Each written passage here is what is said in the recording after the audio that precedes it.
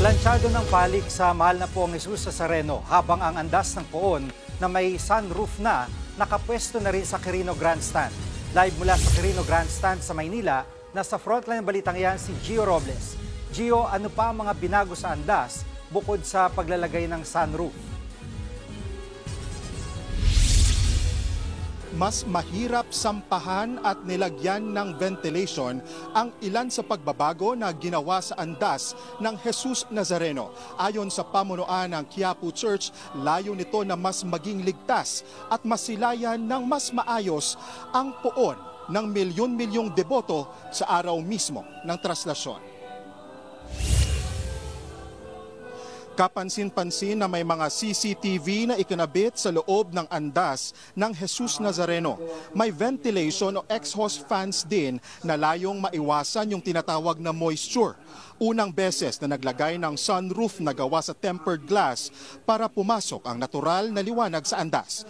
Paraan din ito para mas makita ng mga debotong nasa taas ng mga gusali ang Jesus Nazareno. Tinaas rin ang platform ng andas para sa mga magpupumilit na umakyat sa imahe ng Jesus Nazareno. Stainless metal naman ang ginamit sa mismong katawan ng andas kaya mas matibay. Kagaya sa eroplano naman ang 8 gulong na ikinabit sa andas para masigurong iwas aberya. Ipinakita rin sa News 5 ang ibabang bahagi ng andas kung saan nakapwesto ang ilang ihos na sasabay sa traslasyon. May fire extinguisher at mga tangke ng oxygen na naka-standby sakaling magkaroon ng emergency. Alas 7 ng umaga bukas ang opisyal na simula ng pahalik o alas 7 ng umaga bukas, tama. Pero depende raw yan ayon kay Reverend Father Rufino Sescon, ang rektor at parish priest ng Quiapo Church.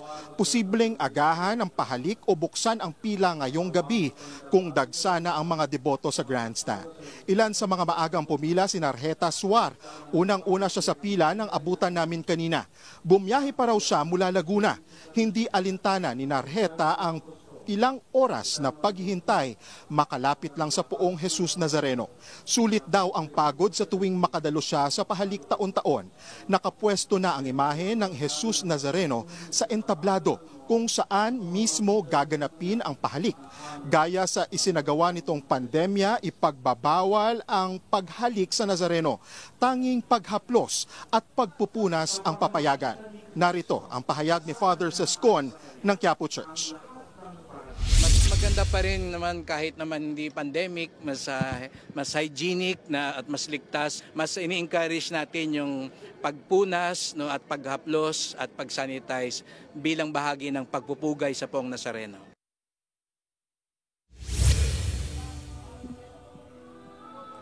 Nasa 14,000 na pulis at sundalo ang ide-deploy para sa traslasyon 2025 para sa mga kapatid natin na makikiisa sa pahalik dito sa Quirino Grandstand. Paalala lang po, bawal ang pagsuot ng hoodie at pagbitbit o pagbitbit ng mga backpack. Bawal rin yung mga matutulis na bagay gaya ng gunting at baril. Sa likod ko, maririnig ninyo ay nagpapatuloy ang banal na misa dito sa Quirino Grandstand at kani-kanina lamang ay binasbasa na rin yung andas na mismong gagamitin sa Huwebes at sa ngayon ay ibinalik na ito sa Quiapo Church. Jiggy, balik sa iyo. At Gio, ano ang expectation ng mga otoridad maging yung pamunuan ng Quiapo Church sa dami ng mga deboto na magpupunta ngayong taon?